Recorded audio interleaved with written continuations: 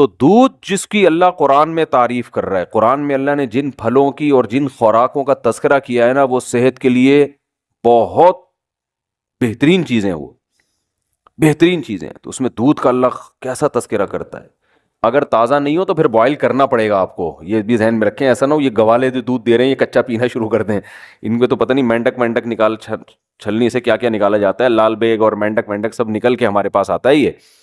یہ جب چھانا جاتا ہے نا تو کچرا تو ہلکی چیز ہے.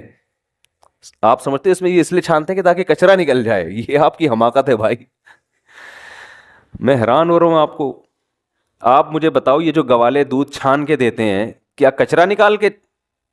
یہ مینڈک، لال بیگ، مکوڑے، گوبر، جو گائے کے پیشاب کی چھینٹیں، جو گائے بھینس جب پیشاب کرتی ہے نا، اور اپنا بھی پسینہ ہوتا ہے ان کا اس میں گوالوں کا، کیونکہ اتنی بھینسوں کا دودھ نکال کے اپنا پسینہ وسینہ. تو اس کے لیے بوائل کیے بغیر پیا نا تو پھر مر گئے. وہ کیسے پیا جائے؟ تازہ. یہ پہلی بات ہے. نمبر 2، پتی ڈال دیتے ہیں دودھ کو، دودھ پتی بنا دیتے ہیں. دودھ کا کیا ہو گیا؟ بیڑا غرق. لوگ بڑے فخر سے کہتے ہیں ہم صبح 1 گلاس دودھ پیتے ہیں. پیتے کب ہیں؟ جب 2 پراٹھوں سے پیٹ بھر چکا ہوتا ہے ان کا. جب 2 پراٹھے کھا کے پیٹ ان کا کیا ہو چکا ہے؟ بولو، بھر چکا ہے. تو اتنا پھوڑنے کے پہ دودھ کا اثر نہیں ہوتا. وہ تھوڑا بہت فائدہ ہوگا، وہ تو تباہی ہے. ہم نبی کی سیرت میں دیکھتے ہیں کہ آپ صلی اللہ علیہ وسلم دودھ کیسے پیتے تھے. کیا پورا کھانا کھانے کے بعد پھر آخر میں 1 گلاس دودھ کا یا دودھ پیتے تھے؟ ایسا نہیں ہے. ہمیں نبی کی سیرت میں یہ ملتا ہے کہ جب شدید بھوک لگتی تھی نا تو بعض دفعہ پیٹ بھرنے کے لیے دودھ پیا جاتا تھا. کیونکہ جب بھوک لگتی ہے نا ٹائٹ، تو معدہ آپ کا ہر چیز کو بدن کا جز بنانے کے لیے تیار ہوتا ہے. ایسی کنڈیشن میں جب دودھ آنتوں میں جاتا ہے تو معدہ اسے بھرپور طریقے سے جذب کر کے ہڈیوں میں پہنچاتا ہے. آنکھوں کی بینائی تیز ہوگی، بال گرو کریں گے. تو دودھ بذات خود ایک خوراک ہے. رات کو دودھ اس وقت پیو جب کھانا نہ کھاؤ رات کو، پھر 1 گلاس دودھ پی کے سو جاؤ، یا صبح بہت ہلکا ناشتہ کر کے پھر 1 گلاس دودھ پیو. اور بھوک کے وقت آپ دودھ پیو گے نا تازہ، ایسا ہضم ہوگا کہ بہترین آپ کو صحت بھی بنے گی، بہت طاقت بھی آئے گی جسم میں، آپ کی اسکن اچھی ہونا شروع ہو جائے گی، آپ کے بال گرو کرنا شروع کریں گے، ہڈیاں مضبوط ہونا. بہت ایسی چیز ہے، میڈیکل سائنس اور حکیم بھی بتاتے ہیں، ڈاکٹر بھی، کہ اس سے بہتر اللہ نے غذا پیدا نہیں کی ہے. اس میں سب کچھ ہے. اس کی سب سے بڑی دلیل یہ ہے کہ 6 مہینے بچہ صرف دودھ پیتا ہے اور ساری چیزیں گرو کرتی ہیں، اس کی ہر چیز پرفیکٹ ہوتی ہے اس کی. اس کا مطلب سب کچھ اللہ نے کس میں رکھ دیا؟ دودھ میں رکھ دیا. ہاں اس کے بعد اس کو اناج بھی چاہیے، تو سارا دن دودھ نہیں ہے، لیکن اس طرح سے تو دودھ پیے گے. اور میں جانتا ہوں ایسے لوگوں کو جن کی 99 سال عمر ہوئی، وہ 3-3 4-4 کلو دودھ پیتے تھے. لیکن وہ ایسے پیتے تھے کہ عادت ڈالی، آہستہ آہستہ عادت ڈالی. پھر واکنگ بھی کر رہے ہیں، جاگنگ بھی کر رہے ہیں، جو بھی ان کی ایکٹیویٹی ہے، محنت مزدوری. تو آہستہ آہستہ جب عادت پڑتی ہے تو 3-3 4-4 کلو بھی. وہ تھے بڑے لہیم شہیم، آپ نہیں 3 کلو کہیں پی لیں تو اتنی جگہ ہی نہیں ہے، جائے گا کہاں وہ. تو ہمارے نبی صلی اللہ علیہ وسلم کیسے پیتے تھے؟ جیسے مثال ملتی ہے نا کہ آپ صلی اللہ علیہ وسلم بھوک سے بیتاب تھے، تو دودھ کا ایک پیالہ آیا. حضرت ابو ہریرہ رضی اللہ تعالیٰ عنہ فرماتے ہیں کہ سب صحابہ بھوکے تھے، سب کو بھوک لگ رہی تھی. تو حضرت ابو ہریرہ فرماتے ہیں کہ نبی نے مجھے حکم دیا کہ سب کو پلاؤ. تو فرماتے ہیں ایک پیالہ دیکھ کے مجھے خیال ہوا کہ میری باری میں تو 2 گھونٹ بھی نہیں آئیں گے، اور سب شدید بھوک کی حالت میں. تو حضرت ابو ہریرہ نے پلانا شروع کیا. نبی کا معجزہ تھا، اس میں برکت ہوئی. وہ دودھ کا پیالہ ختم ہونے کا نام لے ہی نہیں رہا. سب نے سیر ہو کے پیا. پھر نبی نے حضرت ابو ہریرہ سے فرمایا پیو. یہ بالکل خالی پیٹ ہیں، جب شدید بھوک سے نڈھال ہو رہے ہیں، اور اس وقت کیا پیا جا رہا ہے؟ دودھ. آپ نے حضرت ابو ہریرہ سے فرمایا پیو. فرماتے میں نے پیا. فرمایا اور پیو. بار بار پلانے کے بعد حضرت ابو ہریرہ نے فرمایا کہ قد شبعت، میں سیر ہو چکا ہوں، مزید پینے کی گنجائش نہیں ہے. اب سمجھ میں آیا دودھ کیسے پیا جاتا ہے؟ نہیں آ رہا میرا خیال ہے سمجھ. وہ پراٹھے کھا کے تھوڑی بیٹھے ہوئے تھے، یہ بریانی اور برگر کھا کے پھر تو وہ تباہی ہے. گیس بنائے گا، پتہ نہیں جو دھماکے ہوں گے وہ آپ خود اس کے ذمہ دار ہیں. اس کا نہ گوالا ذمہ دار ہے نہ بھینس ذمہ دار ہے. وہی لوگ کہتے ہیں نا دودھ پی کے پتہ نہیں کہ دھماکے شروع ہو جاتے ہیں. تو تبھی صحابہ کرام کی صحتیں تھیں, ان کی تو اتنی خوراکیں نہیں تھیں. آج پروٹین کے لیے کیا کیا, پھر ملٹی وٹامن کیپسول بھی لیے جا رہے ہیں, ٹیبلٹ بھی لی جا رہی ہیں, سیرپ بھی پیے جا رہے ہیں. وہ تو کچھ بھی نہیں پیتے تھے, اتنے صحت مند, اتنی زبردست ان کی جو ہے وہ ایکٹیویٹیز ہوتی تھیں, اور ایسا ان کی جان ہوتی تھی. کیا ہے, کھجور کھا رہے ہیں, دودھ پی رہے ہیں اور جو, اور تو کچھ چوتھی چیز, کبھی انار کھا لیا, وہ بھی غریبوں کو میسر نہیں تھا. کبھی انگور کھا لیا, وہ بھی امیر لوگ نہیں کھاتے تھے. 3 چیزیں, کھجور, اناج میں جو, یہ جو کی روٹی ہے نا, یہ اناج میں یہ کھا رہے ہیں. کاربوہائیڈریٹ کی جو کمی ہے نا, کارب کی, وہ کھجور سے اور کس سے ہو رہی ہے, جو سے ہو رہی ہے. باقی سارے پروٹین ان کو کہاں سے مل رہے ہیں, دودھ سے مل رہے ہیں.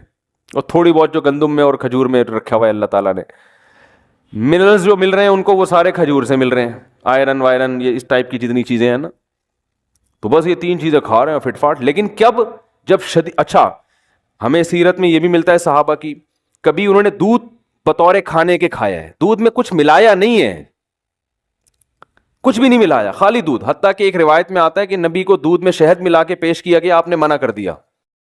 منع کرنے کی وجہ یہ تھی کہ مجھے دنیا سے رغبت نہیں ہے, یہ تو بہت ہی خوبصورت مشروب ہو گیا نا, تو دنیا سے بے رغبتی کی وجہ سے کہ 2 چیزیں ملا کے نہیں پیوں گا میں. جائز ہے دودھ میں شہد ملا کے, فائدہ مند بھی ہے, لیکن ہمارے نبی نے بہرحال ایک روایت کے مطابق نہیں پیا کہ خالی دودھ یا صرف شہد, دونوں کا کمبینیشن نہیں. تو ہم دیکھتے ہیں صحابہ کی سیرت میں, بھوک لگ رہی ہے تو مکمل دودھ سے پیٹ بھرا ہے بس, اور کچھ بولو نہیں. آج کوئی ایسا کرتا ہے؟ بولتے کیوں نہیں کرتا بھائی, یہ کیسے ہو سکتا ہے خالی دودھ سے پیٹ بھر لیں. دوسرا ہمیں یہ بھی ملتا ہے کہ صحابہ کرام نے بھوک کے وقت صرف کھجور کھایا پیٹ بھر کے. پیٹ بھرنے سے مراد وہ والا توند بھرنا نہیں جو ہم لوگ بھر رہے ہوتے, ہمارے حساب سے بہت کم تھا, یعنی جس کو وہ سمجھتے تھے کہ بہت کھا لیا. تو وہ جو سیر ہوتے تھے کھجوروں سے, اس کی بھی حدیث میں مثال ملتی ہے کہ آپ صلی اللہ علیہ وسلم بھوک سے شدید پریشان ہوئے, گھر سے نکلے, راستے میں حضرت ابوبکر ملے, وہ بھی بھوک سے شدید پریشان, اور کھانے کو کچھ ہے نہیں.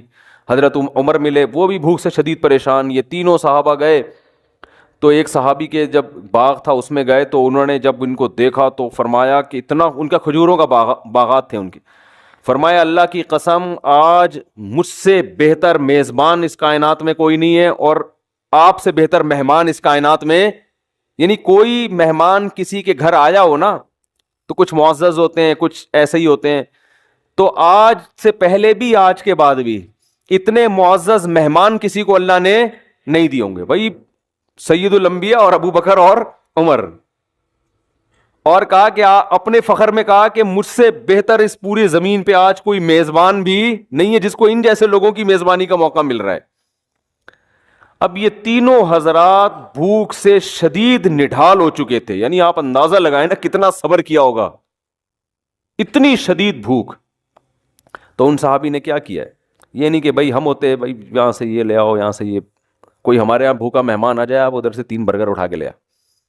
وہ ایسے وہ چانپوں کا آرڈر دیا ہوا ہے میں نے, وہ چانپے ہیں نا, وہاں سے چانپے لے آ, تو ایسا کر نلی نہاری لیا, مکھن کا تڑکا ضرور لگوا دینا اس میں, پورا ایٹم بم بنا کے نا, ٹھیک ہے.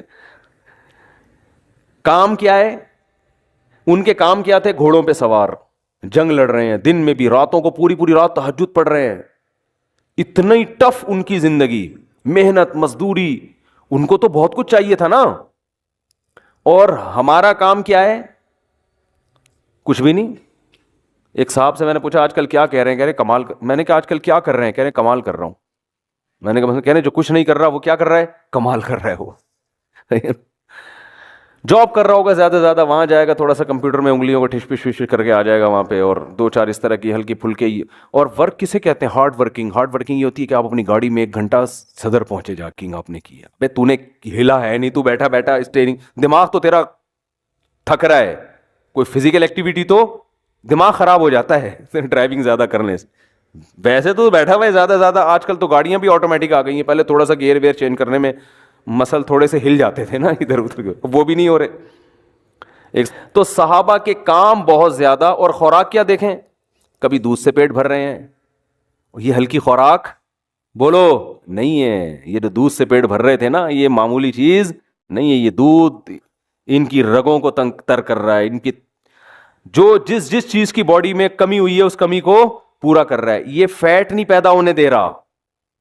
ملائی کھانے سے انسان موٹا ہوتا ہے, دودھ پینے سے موٹا نہیں ہوتا. یہ کولیسٹرول نہیں پیدا ہونے دے رہا. اور کبھی کھجور سے پیٹ بھر رہے ہیں. تو جو میزبان تھے مجھے خوش ہوئے, تو اتنی شدید بھوک میں تینوں حضرات, تو انہوں نے کچھ بھی نہیں کیا. انہوں نے کیا کیا, اپنے درختوں سے تازہ کھجوریں توڑ کر تینوں مہمانوں کے سامنے رکھ دیا. اب ہم شدید بھوک میں کسی کے گھر جائیں اور ہمارے سامنے کھجوروں کا برتن لا کے رکھ دیں, ہم کہیں گے بھائی تیرا دماغ خراب ہو گیا کہ رمضان میں افطاری کروا رہا ہے کیا تو ہم کو. میں یہ بتا رہا ہوں کہ ہماری صحتیں برباد کیوں ہو رہی ہیں. جو اصل خوراکیں تھیں اس کو ہم نے خوراک سمجھنا چھوڑ دیا ہے. ورنہ یہ اب ایسے بتا رہے تھے 2 کھجور ناشتے میں نا, آئرن کی کمی کے لیے حکیم بتا رہے ہوتے ہیں 2 کھجور ناشتے میں, زیتون کا 1 چمچ سوتے ہوئے, 11 بادام صبح, 3 بادام عصر کے بعد.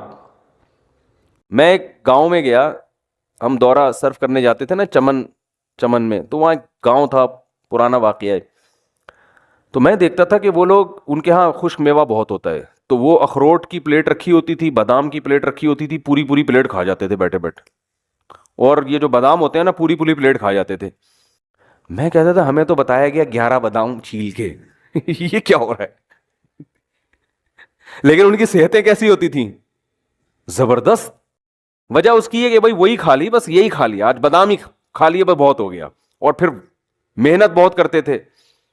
تو ہمارے یہاں وہ 11 بادام بھی کم وقت جو کھائے گا نا, 2 پراٹھے پھوڑنے کے بعد 11 بادام کھائے گا, وہ 11 پراٹھوں میں غائب ہو جائیں گے. ان کو پتہ ہی نہیں کہ یار ہم نے جانا کہاں ہے, سارے کھانچے تو بھر گئے ہیں, ہم کدھر جا کے فٹ ہوں. وہ سوچتے ہی رہتے اندر جا کے یار وائٹامن ای کی کمی کے لیے اس نے بادام کھایا ہے, تو یہ کھپے کہاں جا کے ہم فٹ کہاں جا کے ہوں, ایڈجسٹ ہی نہیں ہو رہے ہوتے ہیں نا وہ جا کے. پھر اوپر سے آپ کہہ رہے ہیں ڈاکٹروں نے کہا دودھ بہت ضروری ہے. ڈاکٹر نے جو کہا نا دودھ بہت ضروری ہے, وہ 2 پراٹھے پھوڑنے کے بعد نہیں کہا اس نے, سمجھ رہے ہو.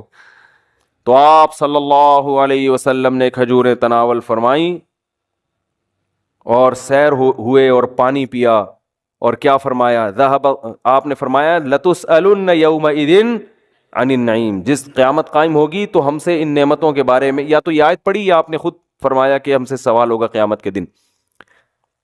تو آپ دودھ اگر چاہتے ہو نا فائدہ اٹھاؤ تو تازہ دودھ پیو, لیکن اس ٹینشن میں لوگ پڑتے اس لیے نہیں ہے کہ اس کے لیے بھینس پالنی پڑتی ہے, یا بکری پالنی پڑتی ہے, یا اونٹنی پالنی پڑتی ہے, یا گائے پالنی پڑتی ہے. تو پال لو, کیا جا رہا ہے بھائی, صحت سے بڑھ کر کوئی چیز ہے. اتنا پیسہ تم نے بحریہ ٹاؤن میں لگا دیا پلاٹ لینے کے چکر میں. یار ایک چھوٹا سا کچا پلاٹ لیتے, ایک بندے کو اجرت پہ بھینس دے کے رکھتے کہ یار یہ ہمارے گھر کا تازہ دودھ بھینس سے آئے گا, جو بچے گا وہ بیچ دیں گے اور تیری اجرت بھی یہیں سے نکلے گی, جو بکے گا اسی سے تیری تنخواہ, یہ گوبر شوبر تو نے صاف کرنا ہے. تو اس میں کیا جا رہا ہے.